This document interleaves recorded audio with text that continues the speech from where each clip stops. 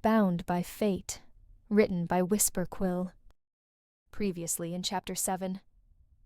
Alec's voice carried a warning, heavy with urgency. His source had confirmed it. Rogues were planning something.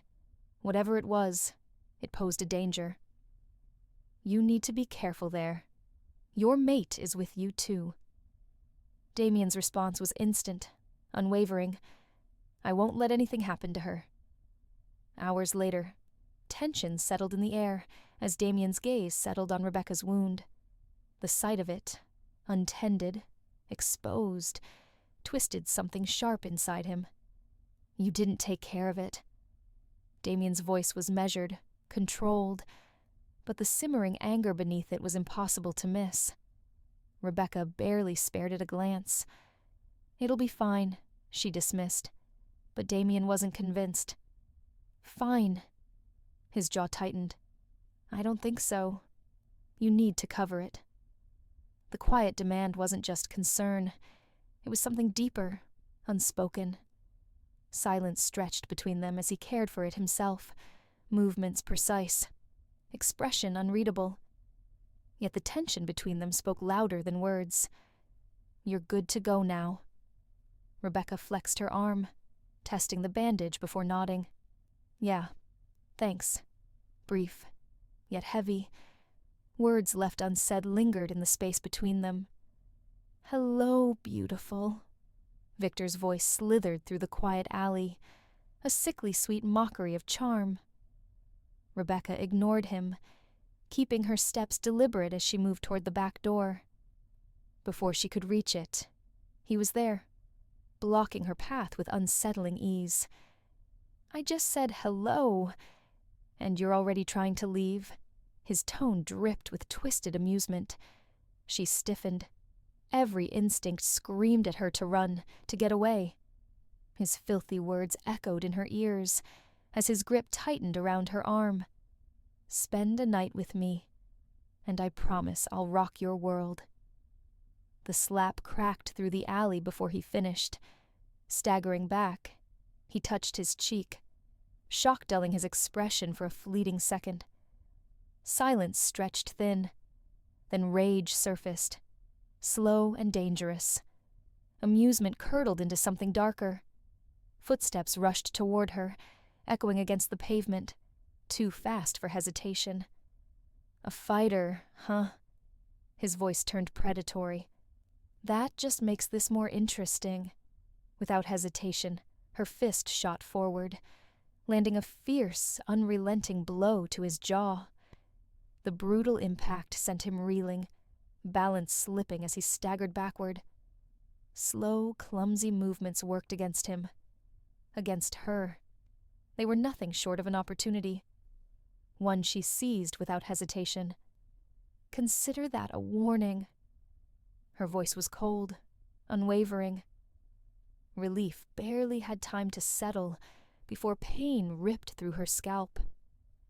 A hand yanked her back with vicious force, dragging her into darkness. No warning, just a sharp swing, and her fist collided with his jaw, the impact snapping his head to the side. He staggered, nearly losing his footing. Drunk or not, Victor was built like a boulder, but tonight, that liquor-soaked edge dulled his reflexes. Argh, you bitch, he spat, voice slurred with rage. That should teach you a lesson, Rebecca muttered through clenched teeth. Momentum still burning in her limbs, she grabbed his collar, spun him around, and drove her knee into his gut with all the force she had left. Air whooshed from his lungs as he dropped like dead weight to the floor. Relief barely registered before fire shot through her scalp. A hand, unforgiving and brutal, wrenched her backward by the hair before she could escape. You think you can hurt my friend, bitch, the stranger snarled. You're not going anywhere. Shock rattled her. What the hell? No footsteps, no warning, just pain. He had slipped into her blind spot, catching her completely off guard. Cold breath brushed her ear. I saw my friend politely introducing himself to you, and that's what he gets?" Rebecca's pulse pounded in her ears. She reached up, clawing at the grip in her hair, twisting to throw a wild elbow behind her. It never landed. He caught her movement and blocked it like he'd done it 100 times. Then, close enough for her to feel the words vibrate through his chest, he whispered, slow and steady, like he had all the time in the world. "I am not drunk like him, honey." Panic set in. Not the wild, screaming kind, but the cold, paralyzing kind that numbs everything except survival instinct. He wasn't just stronger. He was prepared, sober, calculated, fingers still tangled in her hair, his grip tightened. "I am Will Jones," he said, voice dark and sure. "This is my area, and tonight, there's no escaping me alive." With a brutal yank, her body wrenched around. One hand clamped around her chin, fingers digging in with bruising force. The other snaked around her waist, squeezing hard enough to bruise. She twisted, once, twice, thrashing like a trapped flame trying to escape the wind, but his grip was iron, one she could not shake. Amusement curled across his face, teeth bared in a slow, wolfish grin.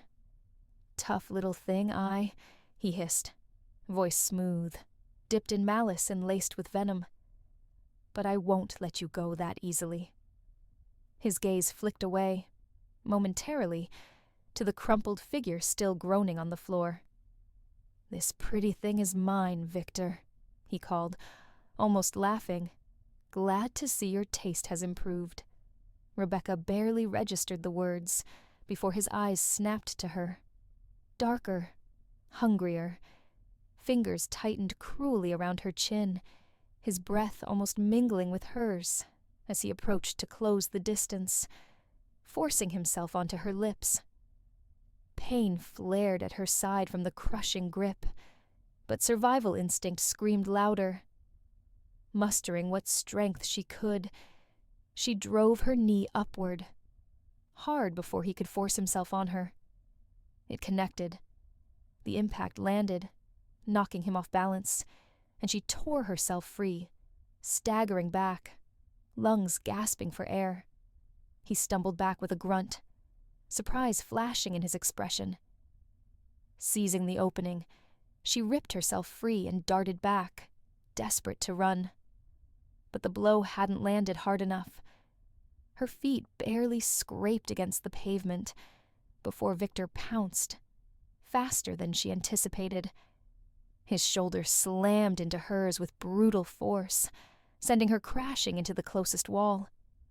The impact exploded through her skull, a searing collision of bone and concrete, and the pain was instant, sharp, and total. Radiating from the back of her head down to her ribs, black spots clouded her vision. Dizziness swept through her, tilting the world off balance. She hadn't even had time to brace for the hit.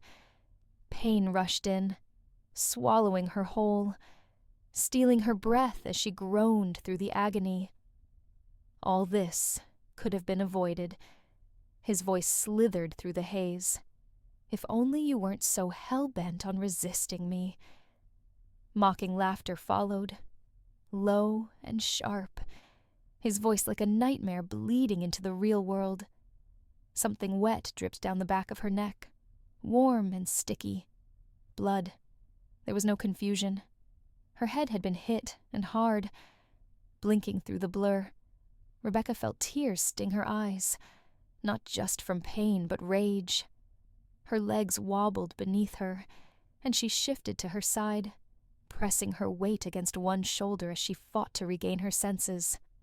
"No one's ever dared lay a hand on me, you bitch," the voice growled behind her. "I'll cut you." Dizziness clawed at her, pulling her down, unsteady, nauseous.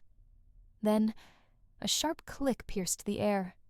Slowly she blinked again, forcing her gaze toward the source of the sound. In the dark shadows of the alley, something glinted in his hand. A A knife, maybe. It was hard to make out. Her vision swam from the blow, and the pain pulsed in waves. Her mind blurred between pain and fear. A dry, bitter sigh left her lips, mocking. All this trouble, just to kill me. Will stepped closer, dark amusement on his face. Eventually, maybe. His voice dipped, thick with something cruel. But first, I need to break you. And when I feel satisfied, when I finally decide you're done, then I'll show you mercy and slit that pretty little neck of yours. You're pathetic, she spat, her voice hoarse and unsteady, pushing herself up along the wall as she took 2 shaky steps away from him. Laughter spilled from him, sharp, amused. Then another voice cut through the night, low, frustrating. Will, I saw her first, Victor said, now back on his feet, swaying slightly but wearing a twisted grin. She's mine to play with. Will turned, clearly annoyed. You can have her, after I am done. His grin turned wicked. I don't care. Resting the side of her head against the wall, every breath shallow, ragged. With sheer will, she forced 1 foot forward, then the other. Every step sent the world spinning farther off its axis, but she didn't stop. I must survive. And not just survive. Make it out unscathed.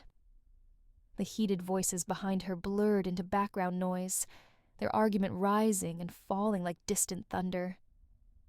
But then, the shift. The moment she moved further, the atmosphere shifted. The shouting quieted. And Will moved. In a blink, he was closing the distance. She barely had time to process and move further away before his presence would swallow her whole. His approach was swift, predatory, closing in as she struggled to steady herself. 1 hand braced to support her weight against the wall, the other pressed against her pounding forehead. Then, impact. A force pinned her against the cold surface, but strangely, her head never hit. A firm grip cradled the back of her neck, holding her in place. It wasn't kindness. It was control. The touch felt almost careful, until the sound of the blade tearing through flesh echoed in the alley, sharp, unforgiving. For a ragged breath, she thought it was over, thought the knife had struck her. A storm of emotions clashed within her. Relief, grief, and uncertainty. Should she be glad? Should she feel thankful that she would finally see her mother again? The thought twisted inside her, caught somewhere between longing and dread. A touch, steady and sure, cutting through the haze. Warmth pressed against her skin, grounding her. A presence, familiar, safe, like a thread tethering her back to the world, refusing to let her slip away. She gasped, a shaky breath escaping her lips, and ever so slowly her eyelids fluttered open. Steel gray eyes locked onto hers, intense, unwavering, and alert. Her heart pounded violently, not just from fear, but from the overwhelming flood of relief. A breath escaped, sharp, uneven. She knew this face. Damien's presence swallowed the alley whole. His brows furrowed, fury carved deep into his features. But beneath the rage, something more volatile coiled in his chest. Fear. A feeling so foreign, so long forgotten, it rippled through him like an unsettling force. I am here. His voice struck like a promise, but Rebecca barely registered it before he was gone. A blur, then chaos. Damien launched himself at will, the man who had dared to touch his mate. In a single, fluid motion, his grip locked around his throat, lifting him effortlessly as air wheezed from his lungs. Rebecca slid slowly down the wall, breath ragged, barely able to hold herself up.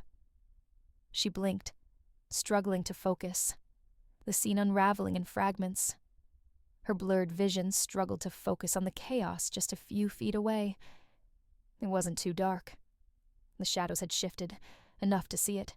A knife, plunged deep into Damien's back. Yet, he didn't waver. A guttural snarl escaped him, deep and feral.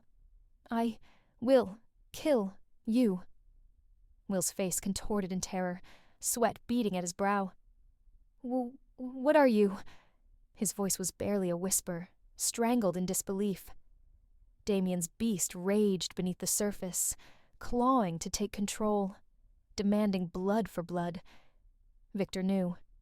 He knew the only thing left for him to do was run, and he bolted, abandoning Will to face Damien's wrath alone. Then, impact.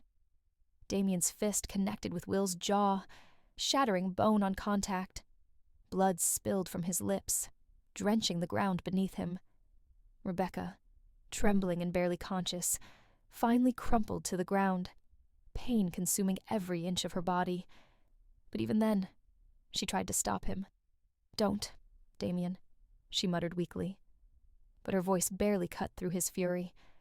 "I will end you."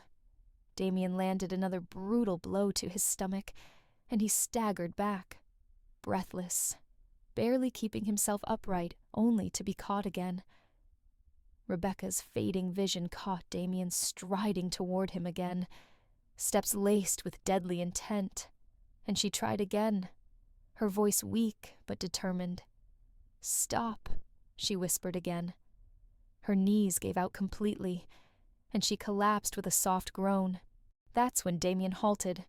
His body went still. Rage still simmered beneath his skin, but her voice cut through the fog. He stared down at Will, trembling with fury, jaw clenched. "I can't kill him. Not in front of her." With a brutal roar, Damien hurled him into the nearest wall.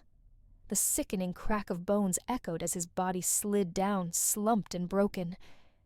Damien stood there, shaking, seething, chest heaving, struggling against the storm within himself. Then, a breath, control, until he finally turned. And then he saw her, crumbled on the ground, bloodied, bruised, body shivering in the cold and with pain. Her hair was tangled, her clothes disheveled, dirt and blood staining her skin. Broken, his anger dissipated, replaced by something raw, urgent. He rushed to her side, crouched before her, hands steady yet gentle as he cupped her chin. His touch, soft, warm, contrasted against the coldness clinging to her. Her head now rested against his shoulder, exhaustion weighing down her limbs. Tender fingers traced along her arms, checking every wound, memorizing each injury with reverence. Her body trembled, pain carving through every nerve. Then, a lone tear escaped, trailing down her cheek. Silent, unbidden. Damien brushed it away with his thumb, voice a whisper, low, solemn. "I will never leave you alone again." More than an hour had passed. Rebecca lay unconscious, fragile, and still against the sheets. Her wounds, stitched, patched, carefully tended, were proof of the brutal fight she had endured. Damien had called upon his most trusted medical professionals to ensure she was cared for, but the thought of taking her to a hospital had never even crossed his mind. It wasn't safe. Not with him. Now, she was alone to rest. But Damien couldn't stay away. Silently, he slipped into the room, the weight of her condition settling in his chest like a stone. The professionals had done their part, but nothing in their clinical assessment could ease the guilt gnawing at him. Dragging a small couch to her bedside, he sank into it, his movements slow, deliberate. He sat, motionless, shoulders slumped, hands clenched so tightly that his knuckles blanched. His gaze traced over her fragile form, the bandages, and the bruises. Every mark on her skin felt like a personal failure, a reminder that he hadn't reached her in time. Guilt hollowed him out. He had failed her. Powerful. Alpha. A werewolf feared by many. And yet, he hadn't been able to protect his mate. The thought clawed at him, sinking deep into his chest, squeezing until he could barely breathe. If he had been just a moment too late, if she had suffered more. He didn't want to think about it, but he couldn't help it. The weight of his failure suffocated him, consuming him from the inside. The only thing tethering him to sanity now was her, watching her, unmoving, fragile, like her face alone could keep him from spiraling into something irreparable. "I am sorry," he whispered. "I couldn't be there for you in time." His fingers twitched, aching to touch, to reassure himself she was still here, still breathing. And so, he did. Gently, almost reverently, his fingertips brushed against her forehead, softly sliding down against her cheek. "I should have protected you," he murmured, voice barely above the whisper of the night. "I will never let this happen again." His words hung in the quiet, a solemn vow. His touch, soft, hesitant, was a stark contrast to the rage that had consumed him earlier. He wasn't used to feeling this way, this powerless. The wound at the back of her head had taken stitches. Bruises marred her waist and wrists, ugly remnants of the cruel hands that had tried to break her. Yet she had survived. She had fought with everything she had. The doctors were optimistic. Once the medication wore off, she would wake within the next 12 hours. 12 long hours. And Damien wasn't sure if he had it in him to endure the wait. And so, he stayed, watching, waiting, a sentinel beside her, as if his presence alone could shield her from any harm that dared come near her again, as if sheer will alone could keep her safe. This time, he would not fail. Footsteps echoed in her mind. Rebecca's eyes fluttered open. Brown hair flashed before her, light blue walls framing familiar furniture in the living room. Slowly, she raised a hand, fingers brushing over the soft fabric of the couch beneath her. A sigh of relief slipped past her lips, grounding her in the comfort of her old home. Sunlight filtered through the open window, a gentle breeze sweeping through, catching loose strands of her hair.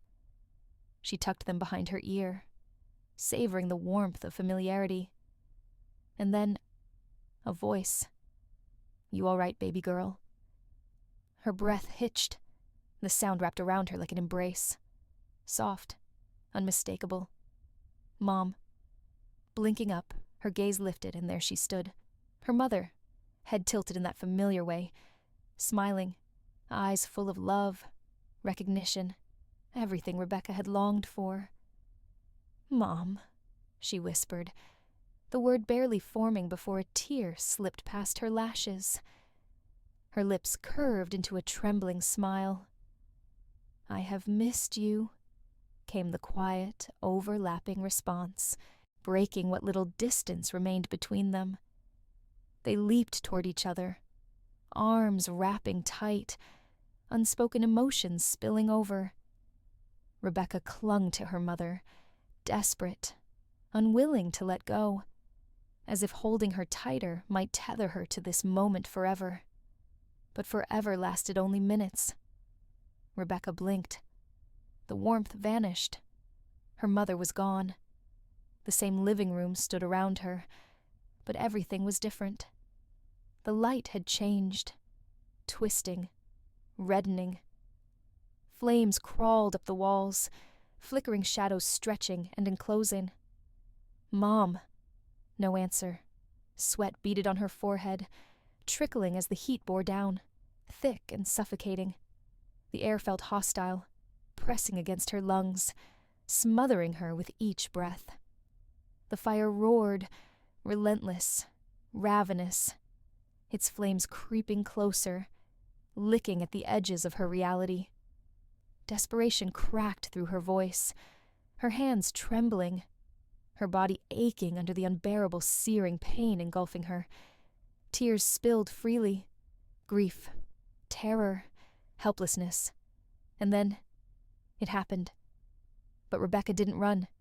She screamed for her mother. Desperation shattered through her voice, raw and ragged, reverberating in the space around her. Her hands trembled, her body recoiling from the unbearable searing pain that coiled around her like a living thing. Tears spilled freely. Grief, terror, flames, and helplessness. And then it happened.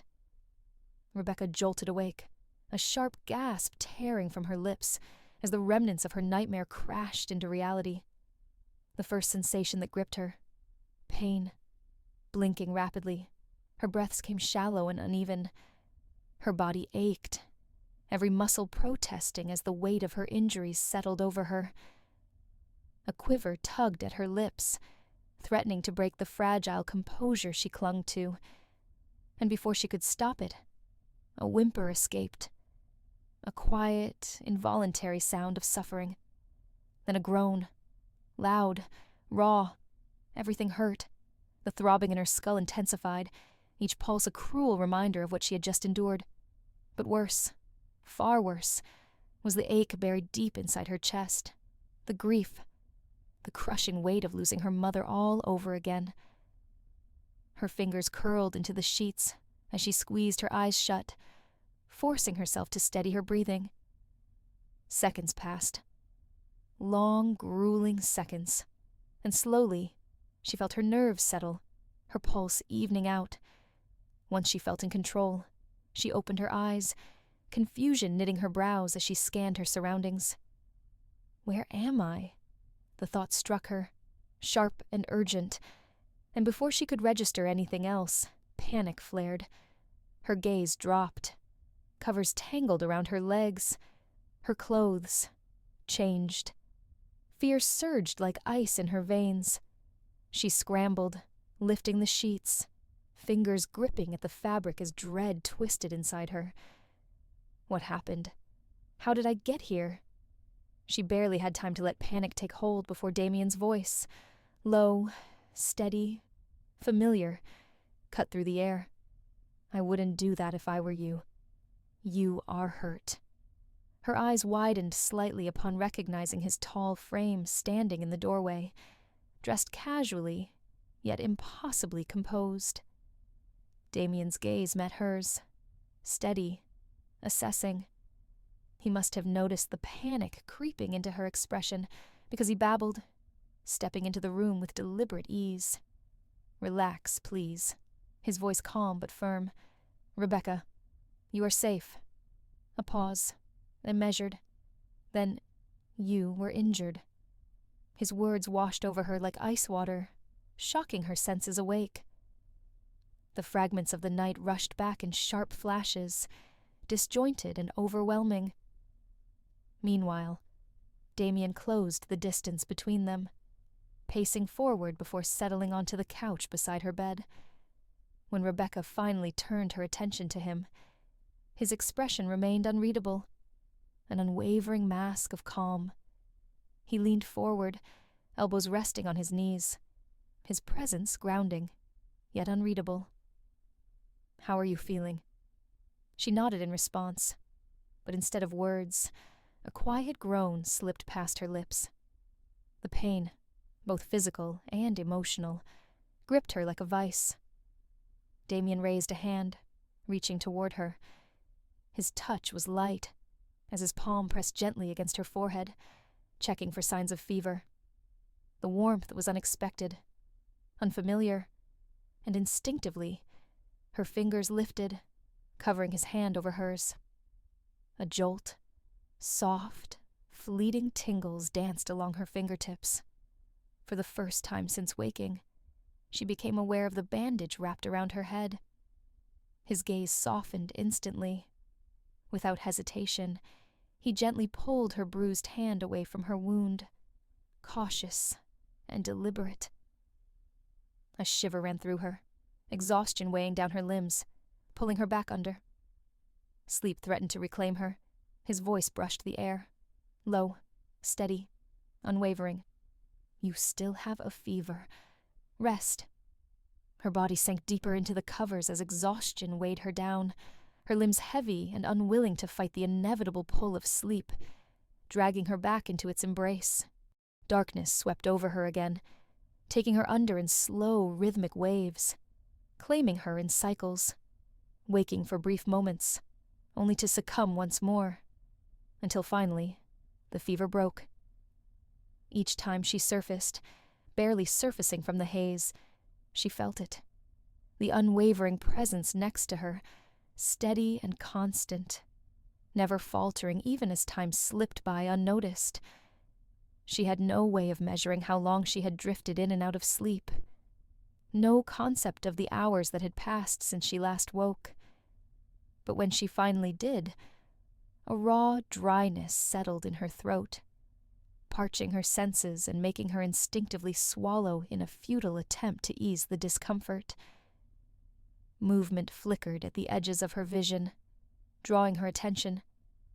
Then, firm yet gentle hands lifted her head, angling her neck with unwavering certainty. A cool glass of water met her lips, the touch light, but deliberate, each motion filled with quiet assurance. Damien's voice, steady, resolute, urged her to drink. She did, and as the liquid soothed the rawness in her throat, the weight of exhaustion loosened its grip, the moment grounding her in reality once more. Once she was done, the firm yet careful hands eased her back against the pillow. Setting the glass aside, her throat felt better, enough for a whisper of gratitude to slip past her lips. Feeling slightly better than before, she found enough strength to whisper a response, her voice hoarse as she spoke the simplest words of gratitude. "Thank you." Damien exhaled, his voice softer now, carrying the weight of quiet relief. "You have me worried." The honesty in his words cut through the lingering haze, and with his help, she slowly pushed herself upright, with pillows stacked behind her for support. Fatigue still clung to her limbs, though not as mercilessly as before, the worst of it beginning to ebb away. Her hair was a tangled mess, wild from hours spent unconsciousness, yet she lacked the strength to care. Too drained, too burdened by the weight of everything she had endured, she let it be. Exhaustion still clung to her, though lighter now, and the pain had dulled into something manageable. Outside, the rain beat steadily against the window, droplets striking the glass with relentless rhythm as moonlight slipped through the narrowest crack in the drapes, casting faint shadows across the dimly lit room. Her body felt impossibly heavy, weighed down by the remnants of sleep, as though she had been lost in its depths for days. The memories of the other night lingered like a haze, fragments slipping through her grasp before she could fully piece them together. Damien watched silently, unwavering, studying every flicker of emotion that crossed her face. But he didn't push. She needed to process everything on her own, just as he had done when she first woke up, frightened, uncertain. Standing close, yet never intruding, he held that same restraint now. With his mate beside him, the suffocating guilt had loosened, not entirely, but enough to breathe. She didn't need to know how many hours had passed, how long he had kept watch, sleeping beside her, ensuring she was still breathing, her fever under control, her wounds healing. She didn't need to know how shattered he had been, watching her wake, scared, broken, slipping back into unconsciousness again and again. She didn't need to know how her pain had become his own, how each groan in her sleep carved into him. How many times had she called for her mother, her father, How often she had murmured for the suffering to end. How had she whispered into the silence of her dreams? She didn't need to know any of it. And Damien, he would keep her secrets. Whatever had surfaced in unconscious whispers, whatever pain had spilled from fragmented dreams, he would hold it all within himself, locked away, unspoken. Guilt consumed him, multiplying tenfold as his thoughts spiraled into the harsh reality of their situation. He couldn't begin to understand what his mate felt, and that knowledge sat like lead in his chest. His control faltered just enough for the truth to claw its way to the surface. But speaking it now would be cruel. She was human.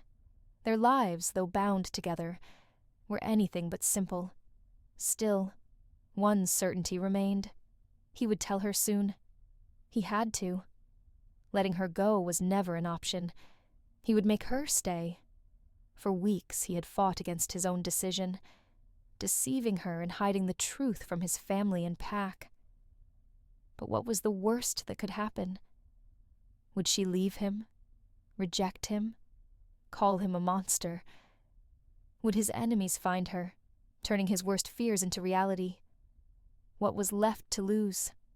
Titles, power, they meant nothing now. Her pain had settled deep within him, changing everything. Her pain had carved its place deep inside him, shifting everything. If she asked him to abandon it all, to walk away, and live as an ordinary man, he might consider it. As long as she stayed close, as long as he could protect her, be by her side. Even if she never understood their bond, he would sacrifice for her. He would carry her hatred and endure the disgust in her eyes when she learned the truth. The torment was relentless. And yet, despite it all, he endured. Restraint. Patience. His wolf bore the agony of distance, the unbearable ache of miles separating him from his mate. But soon the waiting would end. He trusts himself to make the right choice, even if it costs him everything. He won't wait much longer. He has to show her the truth. Bit by bit, he will make her see who he is and what accepting him would mean. Fear cannot rule him. No matter the outcome, he needs her by his side. He has studied human customs, courting, marriage, hoping to ease the shock of their bond when she is marked and when she bears his pack's symbol. If he dares to dream of a future with her, he must honor his part in it. Her world has been far from his own. The transition will be difficult. Humans do not belong among werewolves. But he will prepare for the worst. And if the moon goddess favors him, perhaps he can prepare for the best, if she accepts his truth. Leaning against the balcony door frame, he hadn't realized how much time had slipped away. Lost in thought, the weight of his emotions drained him, his muscles giving in as a sigh of defeat left his lips. He stepped back, quietly shutting the door, intending to sit beside Rebecca's bed. But as he turned, he found himself face to face with her, awake. With measured steps, he closed the distance, stopping beside her bed. Her eyes, sharp and searching, traced him up and down, as if trying to decipher something. Before she could speak, Damien seized the moment. "You were impressive," he said, voice steady. "I saw the security footage. You held your own, and took one of them down really well." His words eased the tension in her shoulders, distracting her from whatever she had intended to say. He helped her sit up, adjusting the pillows behind her, but she shook her head slightly, stopping him. "I'm fine. I can manage," she murmured. A trace of amusement played at his lips as he handed her the glass of water. She took slow, measured sips, grounding herself. "Good to see you up," he continued. Your bandage needs to stay put for a few more days before you can take it off." She recounted the scene briefly, then admitted, "I had more than a few drinks. That's why the other guy got the upper hand. I wasn't at full strength. Otherwise, things wouldn't have escalated." Disbelief flickered in his eyes before amusement crept back in. "You're serious." Feeling slightly offended, she straightened, her expression shifting from disbelief to defiance. Yes, of course. I mean, I'm no damsel in distress. I know kickboxing and jujitsu." Her gaze locked onto his, daring him to doubt her, the fire in her tone leaving no room for argument. Raising his hands in surrender, he refused to aggravate his mate, not in her condition. The exchange eased his tension as she spoke softly, vulnerability threading through her voice. "Mom insisted I take those classes. I was always learning something in my free time. At first, my trainer was patient, but eventually, I exceeded her expectations." A faint smile flickered. "It's been years since I last practiced. I think I've lost my edge." Uncertainty flickered in her eyes. "I have to say, your timing is uncanny. I couldn't have—" A sharp voice cut through. "Don't dwell on what could have happened. They wouldn't have touched you." "I would never have let that happen." A strange warmth coiled in her chest, unexpected and unfamiliar, and for a fleeting moment, his gaze pinned her in place and made her believe him. A hesitation gripped him. I am—" the words faltered. "Sorry. I never meant you any harm. I should have been there." Unlike her, the ordeal weighed heavily on his shoulders. "This city is huge. Things like this happen all the time." The last words drifted off, thick with self-loathing. This time she understood, and she intercepted his spiral when she spoke with quiet resolve. "It wasn't your fault. I may not be the strongest, but I've lived in a big city before. My home, my life. I've always managed to defend myself against perverts like them. This place is new to me, too. I should have been more careful." A slow shake of his head dismissed her reasoning. "You came here for business. Protecting you was my responsibility, and nothing will change my mind about that." Finality underscored his tone. Too drained to argue, she let the conversation end. His offer came next. "I will get you something to eat." Nodding in quiet defeat, she watched his retreating figure, until something flickered across her memory. A sharp gasp escaped her lips. "You—" The word barely formed as she froze mid-sentence. Instantly, he halted, scanning her for any sign of discomfort, before locking eyes with hers. What? Horror and confusion twisted her expression. You were stabbed." Damien's panic shifted into quiet relief, his lips curling into a small smile. "It's nothing. I'm fine now." Questions swam in her eyes, her mind struggling to process everything. Sensing her distress, he stepped closer to the bed. "The cut wasn't deep. You shouldn't stress over it, not in your condition." Disbelief sharpened her features. "You're lying." His expression soured before he sighed. "Do I look injured to you? I'm standing here, aren't I? I'll believe it when I see it. Lift your shirt." That caught him off guard. "Are you serious?" His brows furrowed, his stare filled with disbelief, but she held her ground, unyielding. "Yes," she continued softly, guilt lacing her tone. "You got hurt because of me. And now you expect me to take your word for it?" Without hesitation, he turned and lifted his shirt, revealing the bandaged wound. She tried to get a closer look, but moving too much wasn't an option. Frustration crossed her face, and with a heavy sigh, She retracted her hand before it could reach the bandage. He tilted his head slightly, waiting. Then, his voice cut through the silence, light yet firm. "All patched up, Miss Hastings. Are you satisfied now?" She could only nod, dumbly staring in his direction, unable to meet his gaze. He studied her, trying and failing to read her thoughts. How he envied not knowing. "I'm fine," he said at last. "Don't overthink it." Her lips parted, words barely forming as they fluttered out, broken and raw. "You took a knife for me. You got hurt. Because of me. I will do it again for you in a heartbeat. No question." His words made her look up, searching his face.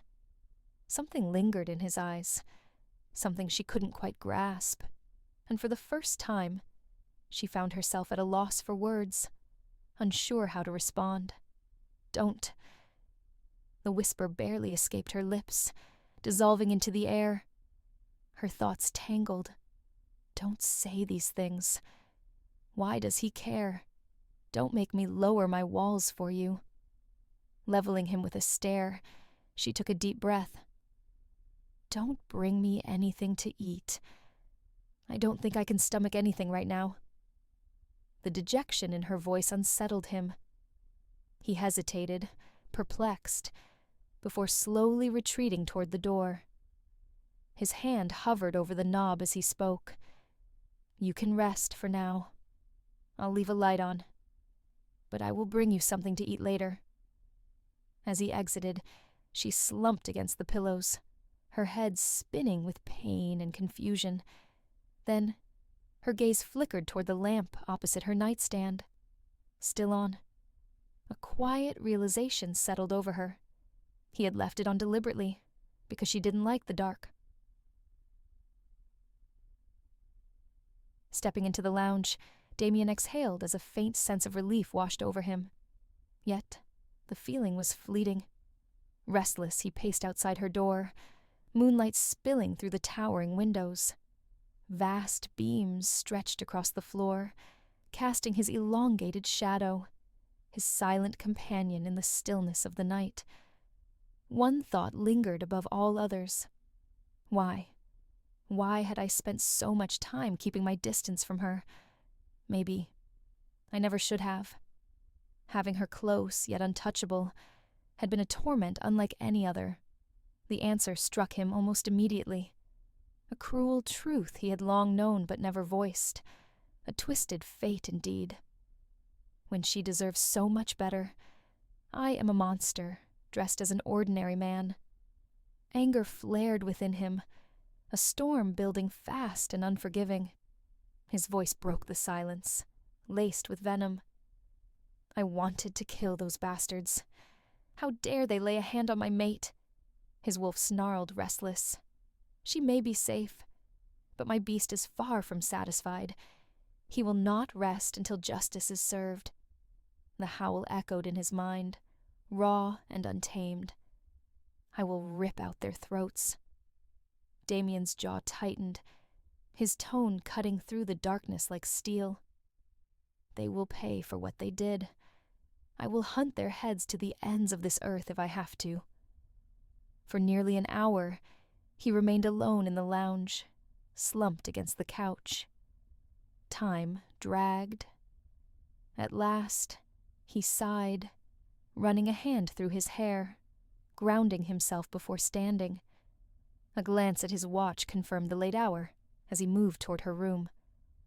Knocking softly, he waited before pushing the door open, leaving it slightly ajar. The rhythmic purr of her heartbeat filled the space, steady, yet delicate. It soothed the storm raging within him, just enough. At that moment, all he wanted, all he needed, was to hold her, to breathe her in, to remind himself that she was here. But he didn't. Instead, he stood still, watching, protecting, refraining. After a night and day of much-needed rest, exhaustion finally loosened its grip on her. Her scrapes had healed considerably, though her mind remained slightly hazy. Still, she was determined to push through. A quick shower and a change of clothes did wonders, even if moving freely wasn't an option. Staying in bed another full day? Absolutely not. No way, she thought stubbornly. The convenience of the attached bathroom made things easier, but as she stepped out, a blissful aroma greeted her senses. Her focus shifted immediately. A tray sat neatly on the table, piled high with food. A glass of juice, a mug of coffee, pancakes, scrambled eggs, all waiting, tempting. The sight of breakfast, despite the hour, lifted her spirits. So much so that she failed to notice the ajar bedroom door. She was still eyeing the meal when Damien's presence stirred the quiet. A soft knock on the door had her turning toward him. Gratitude warmed her expression as she looked his way. "Thank you. I love food, but this is too much." Folding his arms, he responded casually, "Wasn't sure what you'd want." "You can eat whatever you like." In the past few weeks, he had learned plenty about her love for food, just not the specifics. "I'm not picky." She settled onto the couch, her movements slow but steady. Hearing those words made his wolf grin like a fool. Though outwardly composed, internally, he melted just a little further. Hunger won over restraint. She dug in, unable to hold back at the sight of warm food. Minutes passed in blissful silence, the rhythmic scrape of her fork against the plate filling the air, until a movement in the corner of her eye caught her attention. Damien still stood, unmoving, watching. Her mind drifted. Should I ask him to leave? What does he want? Does he want to sit? If he keeps standing, her name echoed through the room, slicing through her thoughts. Lazily, she looked up, catching the movement of his lips, but not a single word reached her ears. Distracted. "I checked on you a few hours ago, but you didn't even stir." His last words finally registered. I was out of it. Placing her fork back onto the plate, she muttered, "Oh, this is going to sound embarrassing, but I sleep like a dead person." The moment the words left her mouth, a chuckle, low, rich, and utterly unexpected, escaped his lips. Something swelled in her chest at the sound, warmth blooming in a way she couldn't explain. A genuine laugh. I've never heard it before. Heat rushed to her cheeks, and she shook her head internally. What am I even thinking? I seriously need to get myself checked in at the hospital soon. A small smirk graced his face as she sat there, staring dumbly at him. Just great. My high-alert brain decided to ditch me when I needed it the most. He paused at the doorway, voice polite but firm. "May I?" Without waiting for a response, he stepped inside, moving with deliberate ease before settling onto the couch opposite her. His presence felt inevitable, unshakable. She could only watch as he made himself comfortable, her gaze unconsciously following his movements. "You zoned out again, Miss Hastings. May I ask what's on your mind?" His amused stare met hers, while she, suddenly aware of her own nervousness, dreaded the consequences of missing his words before. "No."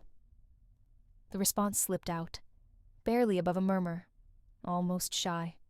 He didn't question it. Instead, a knowing smirk played at the edges of his lips. "Do I have your attention now?" Rebecca swallowed the last of her coffee, neatly placing the empty mug back onto the tray, before nodding in reluctant acceptance. Her senses were now fully trained on him. Taking the cue, Damien began, "Until you heal, you'll remain here in the penthouse. I've ordered staff to leave you undisturbed, but if you need anything, you only have to press these numbers." He gestured toward a slip of paper left on the table. "Another doctor's appointment has been scheduled on your behalf. Once it's confirmed, I'll let you know the time." Midway through his monologue, Rebecca decided she had something to say. "I need to file a report, an assault charge against them." The moment her words registered, his muscles tensed, fists clenching at his sides. His expression darkened, raw anger bubbling beneath his carefully maintained composure. Was all he said, voice low. "I'll see to it." No elaboration, no reassurance. He didn't meet her eyes. Silence fell between them, thick and unyielding. Rebecca waited, expecting more, a reaction, an acknowledgement. But Damien simply continued as if she hadn't spoken at all. "Things at the office have been taken care of, so there's nothing for you to worry about." Damien lifted his head from the table, his calm gaze meeting hers. "I'm here for you. If you recall anything from the incident, let me know." A sigh escaped his lips, the crease between his brows easing slightly, and she caught herself noticing these small shifts in his face, the quiet changes in his demeanor throughout their conversation. For the first time, hesitation flickered in his eyes. His unreadable stare held hers for a moment, before the spell broke with a single blink. "Your phone was damaged. I have someone working on it." Reaching into his pocket, he pulled out another device, sliding it gently across the table toward her. "Until then, keep this. My number is saved in there. If I'm not around, call me for anything. You can't move around carelessly. You need rest. Please, make yourself comfortable, Rebecca." The way he spoke her name, with quiet reverence, made something unfamiliar settle inside her.